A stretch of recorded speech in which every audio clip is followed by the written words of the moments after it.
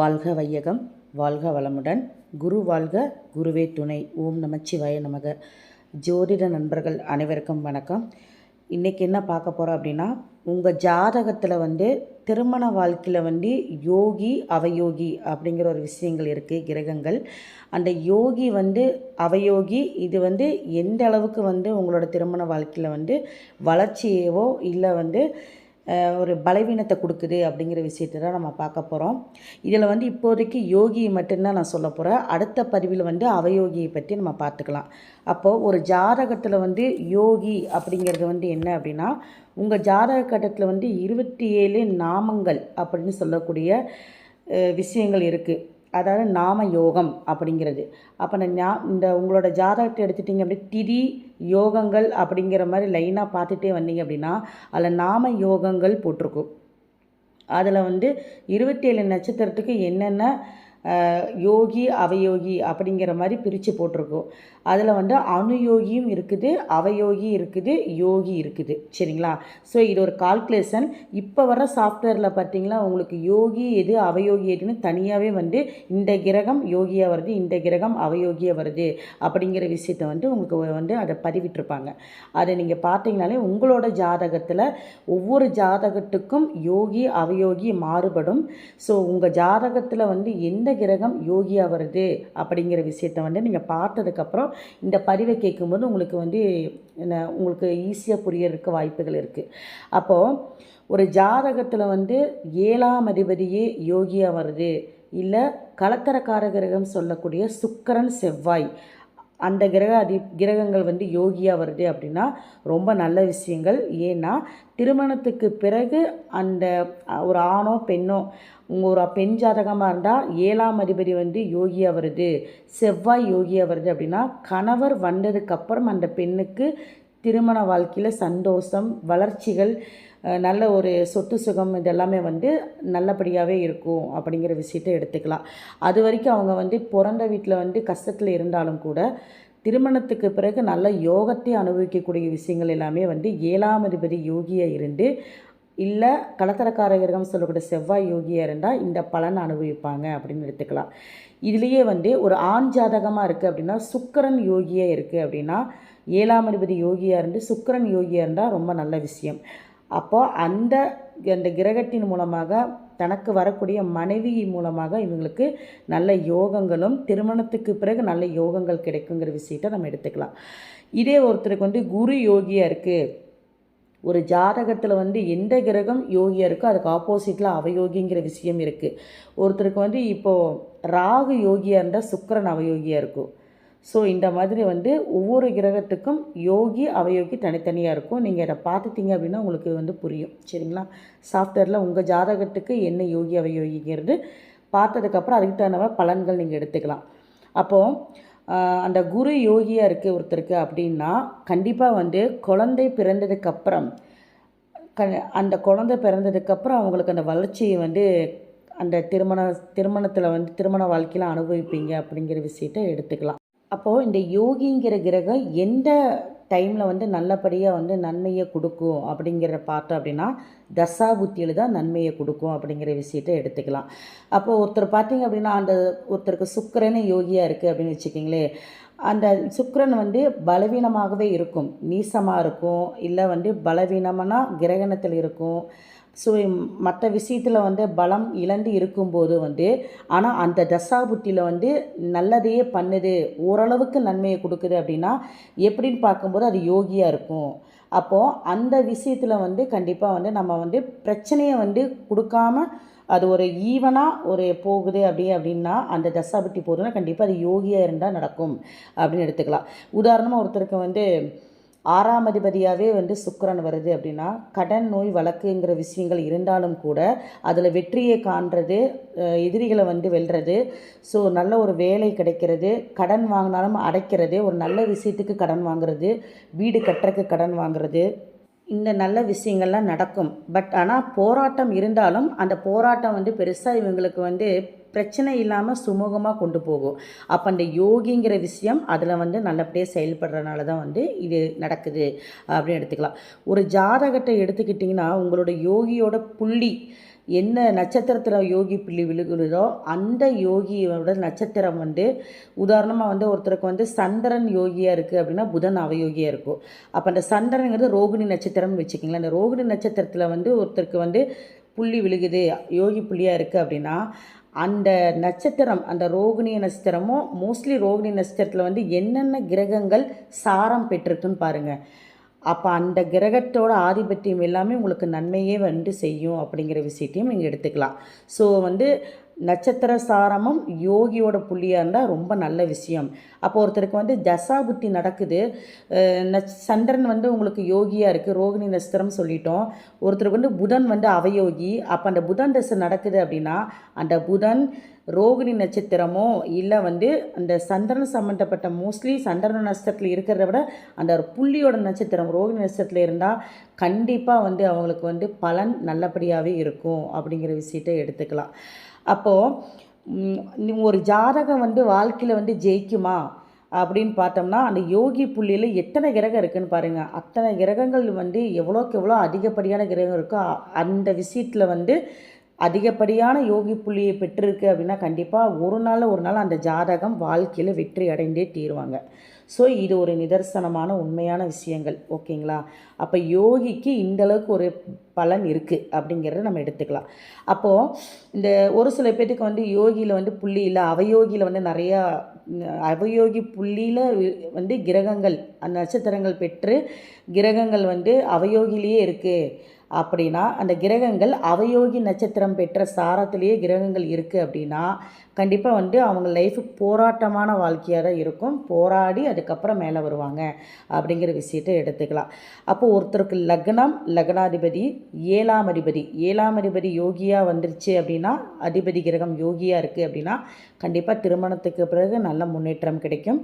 ஒருத்தருக்கு 10ஆம் அதிபதியே வந்து யோகியாக வந்துருச்சு அப்படின்னா தொழிலில் நல்ல வளர்ச்சி அவங்களுக்கு வந்து கிடைக்கும். அந்த தொழில் வளர்ச்சி மூலயமா நிறைய விஷயங்களை வந்து ஒரு அசையாத சொத்துக்கள் எல்லாம் வாங்குவாங்க அப்படிங்கிற விஷயத்தை நம்ம எடுத்துக்கலாம்.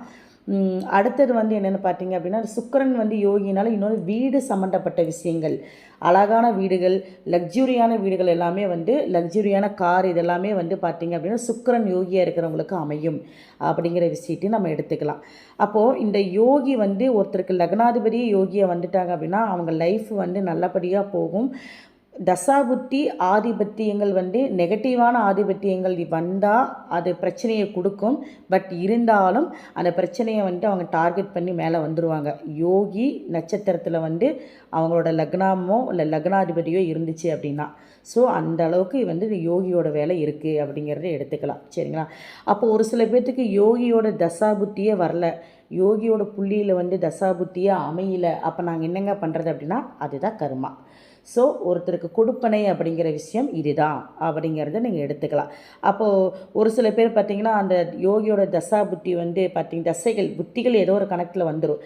தசைகள் வந்து பார்த்திங்கன்னா ஒருத்தருக்கு 50 வயசுக்கு மேலே வரும், 60 வயசுக்கு மேலே வருதுன்னா அவங்கெல்லாம் பார்த்திங்கன்னா வந்து செட்டில் ஆகி நல்லபடியாக ஒரு லைஃப்பில் வந்து அச்சீவ்மெண்ட்டில் முடித்து உட்காந்து ஒரு என்ன சொல்கிறேன்னா எந்த ஒரு பிரச்சனை இல்லாமல் ஸ்மூத்தாக லைஃப்பை கொண்டு போகிறவங்களாக இருப்பாங்க. அந்த காலகட்டத்தில் அவங்களுக்கு பணப்புழக்கம் நல்ல எல்லா விஷயங்களும் ஒரு நன்மதிப்பு எல்லாமே அவங்களுக்கு தேடி வரும் அப்படின்னு எடுத்துக்கலாம். அப்போ வந்து இவங்களுக்கு அந்த யோகியோட திசை வந்து மிடில் ஏஜில் வந்தால் ரொம்ப நல்லது, செட்டில் ஆவாங்க. பட் லாஸ்ட்டாக வருது அப்படின்னா அவங்க போராடி லைஃப்பில் கடைசி நேரத்தில் வந்து அந்த உட்காந்து சாப்பிடுவாங்கன்னு சொல்கிறாங்க பார்த்தீங்களா, அதுக்கு ஒரு குடுப்பனை வேணும் அப்படின்னு அந்த ஒரு பொசிஷனில் அவங்க இருப்பாங்கன்னு எடுத்துக்கலாம். சரிங்களா? அப்போ ஒரு சில பேர் குழந்தை அந்த ஒரு 10 வருஷம் 15 வருஷத்துலேயே அந்த குழந்தை பருவத்திலே வந்துட்டு போகும். அப்போ அவங்களுக்கு வந்து என்ன கேட்டாலும் கிடைக்கிறது.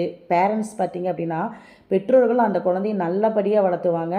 அதே மாதிரி நல்ல ஒழுக்கங்கள் அந்த குழந்தைக்கு கிடைக்கும். கேட்டதெல்லாமே வாங்கி கொடுக்குற மாதிரி அதுவும் நல்ல சந்தோஷமாக லக்ஸுரியாக வாழக்கூடிய குழந்தையாக இருப்பாங்க அப்படின்னு எடுத்துக்கலாம். அப்போ இதெல்லாம் வந்து யோகியோட தசை இருக்குங்க. பட் ஆனால் எனக்கு நான் கஷ்டப்பட்டு தான் இருந்திருக்கேன் அப்படின்னா அவயோகியோட புள்ளியில் இருக்கான்னு பாருங்கள். ஸோ அந்த கான்செப்ட் இருந்தால் கண்டிப்பாக யோகி வேலை செய்யாது. ஓரளவு தான் அது வந்து டார்கெட் பண்ணி கொண்டு போகுமே தவிர, ஏன்னா அவயோகி புள்ளிக்கு வந்து பலம் அதிகம். எப்போவுமே ஒரு கிரகம் என்ன நட்சத்திர சாரம் பெற்றிருக்கோ அதுதான் வழிநடத்திட்டு கொண்டு போகுமே தவிர கிரகத்தை தாண்டி நட்சத்திர சாரத்துக்கு பலம் அதிகம். அதுதான் உங்களோட சூழ்நிலையை சொல்லும். உங்களோட செயல்பாடு எந்த வழியில் போகிறீங்கிறது நீங்கள் உங்களோட நடத்தக்கூடிய தசா புத்தியோட கிரகவோட நட்சத்திரம் தான் பேசும். ஓகேங்களா? அப்போ அதுதான் உங்கள் லைஃப்பில் ஒரு பார்ட்டாக செயல்பட்டுட்டு இருக்குங்கிறது விஷயத்தை நீங்கள் எடுத்துக்கணும். ஒருத்தருக்கு ஒரு கிரகம் கேந்திர திரிகோணத்தில் இருக்குது அப்படின்னா, ஆனால் நட்சத்திர சாரம் 6ஆம் இடத்துலையோ 8ஆம் இடத்துலையோ 12ஆம் இடத்துல இருந்து தசாபுத்தி நடத்துது, இல்லை உங்களுக்கு அந்த ஆதிபத்தியத்தை பெற்று தசாபுத்தி நடத்துது அப்படின்னா, கண்டிப்பாக 6ஆம் இடம்னா போராட்டத்தோடு அந்த தசை நடத்துவாங்க. 8ஆம் இடம்னா நிறைய விஷயங்கள் ஸ்ட்ரகிள் ஆகி அதாவது அப் அண்ட் டவுன் அதுக்கப்புறம் ரெடி ஆவாங்க. 12ஆம் இடம்னா நிறைய விரயங்கள், நிறைய அலைச்சல், அந்த மாதிரி விஷயங்கள் நடந்து அதுக்கப்புறம் ஓகே ஆவாங்க. ஸோ அந்த சூழ்நிலையில் தான் அவங்க ஜெயிப்பாங்கங்கிறது உறுதியாயிடுச்சு. பட் எந்த சூழ்நிலை மூலிமா ஜெயிப்பாங்கங்கிறது உங்களோட நட்சத்திர சாரநாதன் தான் முடிவு பண்ணணும். அந்த சார அதிபதி எந்த நிலைமையில் இருக்கிறாரு, அவரு பலமாக இருக்காரா, அவர் ஸ்தான பலமாக இருக்காரா, அவர் பலவீனமாகாமல் இருக்காராங்கிறத பொறுத்து தான் உங்களோட செயல்பாடுகள் ஸ்ட்ரகிளாக போகுமா, இல்லை நல்லபடியாக மேலே கொண்டு போகுமாங்கிற விஷயத்த சொல்ல முடியும். சரிங்களா? அப்போது உங்களோட திருமண வாழ்க்கையில் இந்த கலத்தரக்கார கிரகம் யோகியாக இருக்கிறது ரொம்ப நல்லதுன்னு சொல்லிட்டோம். ஸோ 7ஆம் அதிபதி யோகியாக இருந்தாலும் நல்ல விஷயம் அப்படின்னு எடுத்துட்டோம். ஆனால் அந்த யோகி 6, 8, 12 மறைஞ்சிச்சு அப்படின்னா அதோட செயல்பாடுகள் நமக்கு முழுவதுமாக நேரடியாக கிடைக்காம மறைமுகமாக தான் கிடைக்கும். நமக்கு அனுபவித்தாலும் கூட அதுக்கு திருப்தி இருக்காது அப்படிங்கிற விஷயத்தையும் நீங்கள் புரிஞ்சுக்கணும். அப்போ அந்த சுக்கிரன் மோஸ்ட்லி ஏதோ ஒரு கிரகம் யோகியாக இருக்குது அப்படின்னா உங்களோட திருமண வாழ்க்கையில் அந்த அந்த யோகியோடு இருக்கக்கூடிய உறவுகள் மூலிமா உங்களுக்கு நன்மைகள் கிடைக்கும். இப்போ சுக்கிரனா மனைவி, அதுக்கப்புறம் அத்தை, அக்கா, மூத்த சகோதரி இதெல்லாமே வரும். இதே செவ்வாயாக இருக்குன்னா கணவர், சகோதரர், இந்த சம்மந்தப்பட்ட வகையில் நல்லது நடக்கிறது. ஸோ உங்களுக்கு அந்த யோகின்னு இன்னொரு காரகத்துவம் என்ன சொல்கிறேன்னா சகோதரர் சொல்லிட்டு இடம் வாங்குவது மூலிமா அந்த செவ்வாய் காரகத்துவம் எல்லாமே உங்களுக்கு ப்ளஸ்ஸாகவே அமையும். முருகனை கும்புற மூலிமா உங்களுக்கு யோகி சம்மந்தப்பட்ட விஷயம் செயல்படுங்க, நல்லாவே உங்களுக்கு ஆக்டிவேட் ஆகும். ஸோ உங்களோட கிரகம் எதுன்னு பாருங்கள். அந்த கிரக யோகியாக இருக்குன்னா அந்த யோகியோட அதிபதியோட கடவுளை நீங்கள் பிடிச்சிட்டிங்க அப்படின்னா உங்கள் லைஃப் ஃபுல்லாக இது ட்ராவல் பண்ணிகிட்டே இருக்கக்கூடிய கிரகமாக இருக்கும் அப்படிங்கிற விஷயத்தை எடுத்துக்கோங்க. அப்போ ஒருத்தருக்கு யோகி கிரகங்கள் இது சொல்லிட்டு அந்த கிரகத்தோட கிழமையை நீங்கள் ஃபாலோ பண்ணாலும் ரொம்ப நல்ல விஷயம். ஒருத்தருக்கு சுக்கிரன் யோகின்னு சொல்லிட்டு சுக்கிர ஓரலில் நல்லது பண்ணுங்கள், எந்த ஒரு நல்ல காரியம் பண்ணுங்கள். வெள்ளிக்கிழமைக்கு எந்த ஒரு நல்ல காரியம் பண்ணுங்கள். சுக்கிரன் சம்மந்தப்பட்ட உணவுப் பொருள் சேர்த்திக்கிங்க. இனிப்பு சுக்கிரன் தான், பட் அதிகப்படியாக சேர்த்திக்கிட்டால் எல்லாமே பிரச்சனை தான். அளவோடு சேர்த்திக்கிறது நல்லது. ஸோ இந்த மாதிரி அந்த உறவுகள் மூலியமாகவும் நமக்கு நன்மைகள் கிடைக்கும். அந்த மற்ற விஷயங்கள் அந்த சுக்கிரன் சம்மந்தப்பட்ட தொழில்கள் செய்யும்போது, சுக்கிரனா என்ன ஃபேன்சி சம்மந்தப்பட்ட விஷயம், சாஃப்ட்வேர் சம்மந்தப்பட்ட விஷயம். ஸோ இவங்க ஃப்யூச்சரில் என்னவா ஆவாங்க, தொழில் எந்த அளவுக்கு அதை எஃபெக்ட் காமிக்குது, அதோட தசை இதை வரப்போகுதா, அதெல்லாம் பார்த்து தான் நீங்கள் உங்களுக்கு யோகி எந்த அளவுக்கு வேலை செய்யுது அப்படிங்கிற விஷயத்தை நம்ம பார்த்துக்க முடியும். சரிங்களா? அப்போது ஒருத்தர் ஜாதத்தில் ஒரு ஒரு ஒரு யோகியான கிரகம் வக்ரமாயிருச்சு அப்படின்னாலும் அது தாமதப்படுத்தி உங்களுக்கு பலன் கொடுக்குமே தவிர பலன் கொடுக்காமல் போகாது அப்படிங்கிற விஷயத்தையும் நீங்கள் எடுத்துக்கணும். சரிங்களா? அப்போ யோகி உங்களோட ஜனன ஜாதகத்தில் யோகி நல்ல நிலையில் இருந்தால் மட்டுமே யோக பலன்களை தருவாரே தவிர அது பலவீனமாக இருக்குன்னா உங்களோட யோக பலன் தராமல் போக மாட்டார். இப்போ 6, 8, 12 மறைஞ்சிருக்கு, கிரகணத்தில் இருக்குது அப்படின்னா அதோட பலன்கள் குறையுமே தவிர அது கொடுக்கக்கூடிய பலன்கள் கண்டிப்பாக கொடுக்கும்.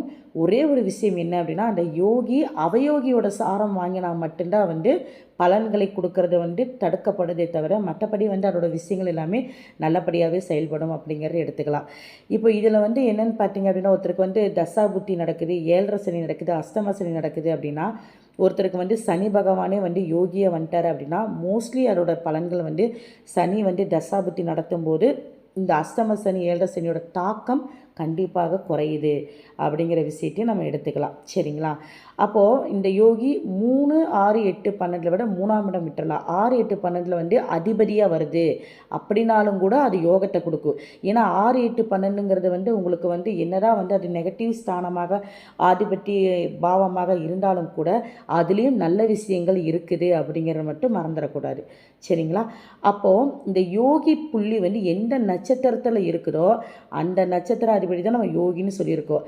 அந்த நட்சத்திரம் வந்து எந்த ராசியில் அமைதோ அந்த ராசி அதிபதி தான் வந்து உங்களுக்கு அனுயோகியாக வருவாங்க அப்படிங்கிற விஷயத்தை நீங்கள் எடுத்துக்கணும்.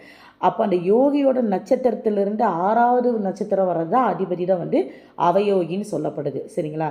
அப்போது ஒரு அவயோகி வந்து ஜாதகத்தில் வந்து எந்த நிலைமையில் இருந்தாலும் அது கெடுபலன்களை தருது. அதுக்கு தனியாக நம்ம வீடியோ போட்டுக்கலாம். பட் வந்து யோகியோட விஷயத்தை பொறுத்த வரைக்கும் நல்லதாகவே உங்களுக்கு அமையும் அப்படிங்கிறத எடுத்துக்கலாம். அப்போது 2ஆம் இடம் ஒருத்தருக்கு யோகியாக வருது, 7ஆம் இடம் ஒருத்தருக்கு யோகியாக வருது, 8ஆம் பாவம் ஒருத்தருக்கு யோகியாக வருது அப்படின்னா திருமண விஷயத்தில் வந்து என்ன பிரச்சனைகள் வந்தாலும் அது வந்து உங்களுக்கு வந்து கடைசி நேரத்தில் வந்து ஒரு வெற்றியீட்டை கொடுக்கும். காலதாமதத்தை ஏற்படுத்துமே தவிர மற்றபடி அதோட நன்மைகள் வந்து செய்து முடிக்காமல் போகாது அப்படிங்கிற விஷயத்தை மட்டும் நீங்கள் எடுத்துக்கிட்டால் போதும். அப்போது இந்த யோகியாக வரக்கூடிய கிரகம் பார்த்தீங்க அப்படின்னா வந்து மேக்ஸிமம் 70% பிரச்சனைகளை வந்து உங்களுக்கு தீட்டு கொடுக்குது. ஏன்னா அந்த யோகி வந்து எந்த அளவுக்கு வந்து பலமாக இருக்கிறது பார்த்துட்டு நம்ம எந்த அளவுக்கு அது வந்து உங்களுக்கு பர்ஃபெக்டாக வேலை செய்யுது அப்படிங்கிற விஷயத்த நம்ம சொல்ல முடியும். அது ஒரு கான்செப்ட்டு. சரிங்களா? அப்போது ஒருத்தருக்கு வந்து ஜாதகத்தில் வந்து கேது வந்து யோகியாக இருக்குது அப்படின்னு வச்சுக்கிங்களேன், ஆன்மீகம் சம்மந்தப்பட்ட விஷயத்தில் உங்களுக்கு நன்மைகளும், அதே மாதிரி உங்களுக்கு வந்து ஒரு நோய் வருது அப்படின்னா ஒருத்தருக்கு கேது யோகியில் சித்த மருத்துவத்தில் வந்து நீங்கள் வந்து ட்ரீட்மெண்ட் எடுக்கிறப்ப நல்லதை வந்து நல்ல விஷயங்கள் நடக்குது அப்படிங்கிற விஷயம் வந்து இருக்குதுங்க. இதே ஒருத்தருக்கு சூரியன் அவயோகியாக இருக்குதுன்னு வச்சுக்கோங்களேன், சனி யோகினா சூரியன் அவயோகியாக இருக்குது அப்படின்னா அலோபதி மருத்துவம், இங்கிலீஷ் மருத்துவம் சொல்லக்கூடிய விஷயங்கள் அவங்களுக்கு அவ்வளோக்கா வேலை செய்யாது. ஸோ இதெல்லாம் நீங்கள் வந்து ட்ரை பண்ணி பாருங்கள். ஒருவேளை அவங்களுக்கு வந்து இல்லைங்க எனக்கு சூரியன் அவயோகிதா பட் எனக்கு வந்து இங்கிலீஷ் மருந்து நல்லா வேலை செய்யுது அப்படின்னா யோகி ஏதாவது ஒரு வகையில் சூரியனோட கனெக்ட் ஆகிருக்கும். பார்வையிலையோ டிகிரிலேயோ ஏதோ ஒரு வகையில் வந்து உங்களுக்கு கனெக்ட் ஆனால் மட்டும்தான் அந்த விஷயம் நல்லது பண்ணி கொடுக்கும். சரிங்களா? ஸோ இதை வந்து நீங்கள் உங்களோட ஜாதகத்தில் டெஸ்ட் பண்ணி பார்க்கலாம். ஓகேவா? அப்போது ஒருத்தரோட ஜாதகத்தில் வந்து லக்னாதிபதி கெட்டு போனாலும் கூட அது வந்து யோகியோட சாரம் இல்லை யோகியாக இருந்துச்சு அப்படின்னா கண்டிப்பாக ஒரு நாள் அவர் வெற்றி அடைஞ்சே தீருவாங்க. இதில் வந்து திருமண பொருத்தத்தில் நம்ம என்ன பார்க்கணும் அப்படின்னா வந்து உங்களோட ஜாதகத்தில் வந்து எது ஒருத்தருக்கு யோகியாக வருது அப்படின்னா திருமணம் பொருத்தம் பார்க்கும்போது 2 ஜாதகங்களுக்கு பார்க்கும்போது ஒரு ஜாதகத்தில் வந்து அவயோகியாக வரும் கிரகத்திற்கே மற்றொரு ஜாதகத்தின் யோகியாக வந்துச்சு அப்படின்னா பொருத்தக்கூடாது. ஏன்னா அது பொருத்தம் கரெக்டாக வராது. ஏன்னா ஒருத்தருக்கு பிடிக்காது, இன்னொருத்தருக்கு பிடிக்காது அப்படிங்கிற விஷயத்தில் வந்து அதே ஒரு பிரச்சனையாகவே போயிட்டுருக்கு லைஃப்பில் அப்படிங்கிறத நம்ம எடுத்துக்கணும். ஸோ திருமண பொருத்தத்தில் இந்த விஷயத்தையும் கவனிக்கப்படணும் அப்படிங்கிறதுக்கு. ஒரே யோகி அவயோகி அதே ஆப்போசிட்லி ஒரே யோகி அவயோகியாக இருந்தால் ரொம்ப நல்ல விஷயம். பட் ஒருத்தருக்கு அவயோகியாக வருது, இன்னொருத்தருக்கு வந்து யோகியாக வருது, இல்லை ஒருத்தருக்கு வந்து அவங்களுக்கு அவயோகியாக வருது, உங்களுக்கு யோகியாக வருதுனாலும் கண்டிப்பாக பிரச்சனைகளை கொடுக்கும் அப்படிங்கிற விஷயத்தையும் நம்ம எடுத்துக்கலாம். அடுத்து உங்களோட யோகி வந்து நவாம்சத்துலேயும் வந்து மறையாமல் பலவீனமாகாமல் இருந்தால் ரொம்ப நல்ல விஷயம். மறையாமல் இருக்கணும் நவாம்சத்தில். அப்போ வந்துச்சு அப்படின்னா உங்களுக்கு வந்து அந்த திருமணத்துக்கு பிறகு அவங்கக்கிட்ட வந்து நல்ல ஒரு வாழ்க்கை துணை மூலமாக வந்து சிறப்பான விஷயங்கள் வந்து நடைபெறும் அப்படிங்கிற விஷயத்தையும் நம்ம எடுத்துக்கலாம். ஓகேங்களா? அப்போது நிறைய விஷயங்கள் வந்து திருமணத்தில் பார்க்குறோம். 7ஆம் அதிபதியை வைத்து 2ஆம் அதிபதியை வைத்து ஒவ்வொரு கிரகத்தை வந்து எந்த அளவுக்கு வந்து திருமணத்தில் வந்து தாமதப்படுத்துது இல்லை சீக்கிரமே வந்து நல்ல விஷயத்தை வந்து ஏற்படுத்துதுங்கிறத வந்து இதிலையும் இந்த யோகியை வைத்து கூட அவயோகியை வைத்தும் கூட நம்ம வந்து பலன் தெரிந்து கொள்ளலாம். அப்போ வந்து இதுவும் ஒரு முக்கிய பங்கு வகிக்குது அப்படிங்கிற விஷயத்த நீங்கள் தெரிஞ்சுக்கிட்டால் போதும். ஓகேங்களா?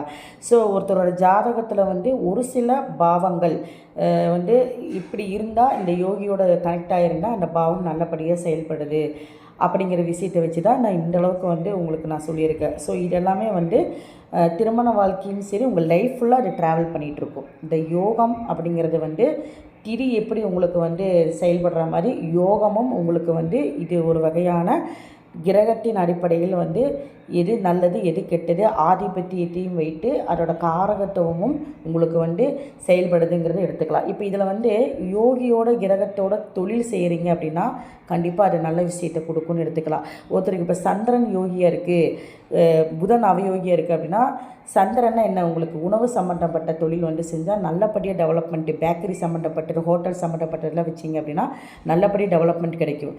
இதே ஒருத்தருக்கு வந்து சனி யோகியாக இருக்குது அப்படின்னா சந்திரன் அவயோகியாக இருக்கும். அப்போ வந்து அவங்க அந்த ஹோட்டல் சம்மந்தப்பட்டது, பேக்கரி சம்மந்தப்பட்டது, உணவுப் பொருள் சம்மந்தப்பட்டது, சாப்பிட்ற பழங்கள், ஃப்ரூட்ஸ் சம்மந்தப்பட்ட தொழில் செய்தாங்க அப்படின்னா கண்டிப்பாக நஷ்டத்தை அடைவாங்க அப்படிங்கிற விஷயத்தை நம்ம எடுத்துக்கணும். அப்போ இவங்களும் அதை சம்மந்தப்பட்ட தொழில் வந்து செய்யவே கூடாது அப்படிங்கிறத எடுத்துக்கலாம். ஒருத்தருக்கு 7ஆம் அதிபதியே அவயோகியம் வருது, இல்லை வந்து சுக்கிரனே அவயோகியம் வருது அப்படின்னா கண்டிப்பாக வாழ்க்கை துணை மூலம் சில போராட்டங்கள் இருக்கும். அது தசாபுத்தியை பொறுத்து தான் வந்து அமையும். அது தனியாக வந்து விதிவிலக்குகள் நிறையா இருக்குது. அதுக்கு தனியாக வீடியோ நான் வந்து நெக்ஸ்ட்டில் நான் போடுறேன். சரிங்களா? ஸோ இப்போ வரைக்கும் சொன்னது எல்லாமே ஒரு பொதுவான விதிகள். அது எந்த அளவுக்கு வந்து அந்த கிரகம் பலம் பலவீனத்தை பொறுத்து நான் சொன்ன விஷயங்கள் மாற்றங்கள் தரும். ஓகேங்களா? ஸோ மீண்டும் அடுத்த பகுதிகள் சந்திப்போம். நன்றி, வணக்கம்.